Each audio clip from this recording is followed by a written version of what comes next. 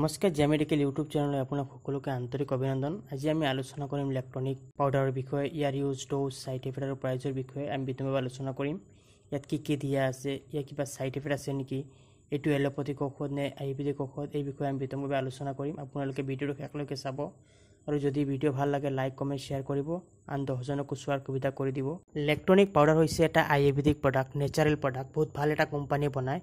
ইয়াৰ ব্যৱহাৰ হৈছে যিসকল মাতৃয়ে সন্তান জন্ম দিয়াৰ পাছত বাচ্চাই গাখীৰ নাপায়, মাকৰ পৰা খাদ্য নাপায়, তেনেকুৱা পেচেণ্টে এই ইলেক্ট্ৰনিক পাউডাৰ ব্যৱহাৰ কৰিলে মাকৰ পৰা সন্তানে গাখীৰ পায়।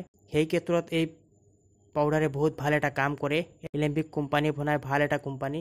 ইয়াত কি প্ৰডাক্ট দি বনোৱা হৈছে, চাটাৱৰী দিয়া আছে, জিৰা দিয়া আছে, মধু দিয়া আছে, কাশ্মীৰ দিৱাৰী দিয়া আছে, তাৰপাছত চাৱা দিয়া আছে। এইখিনি বস্তু সম্পূৰ্ণ নেচাৰেল, ইয়াৰ কোনো সাইড ইফেক্ট নাই। আপোনালোকে যিকোনো ফাৰ্মেচিত এই ঔষধটো সোনকালে পাব, অনলাইনতো এভেইলেবল আছে। ইয়াৰ প্ৰাইচটো হৈছে 30-60 ৰুপিজ অনলি। যিকোনো ফাৰ্মেচিত পাব, আপোনালোকে অফলাইনতো পাব, অনলাইনতো পাব। ইলেক্ট্ৰনিক পাউডাৰ আপোনালোকে 2 পৰা 3 টাইম ব্যৱহাৰ কৰিব পাৰে। আধা গিলাচ গৰম গাখীৰত আপোনালোকে 2 চামুচ এই পাউডাৰটো মিহলাই ল'ব। তাৰপাছত আপোনালোকে 3 টাইম ব্যৱহাৰ কৰিব পাৰে খোৱাৰ পাছত।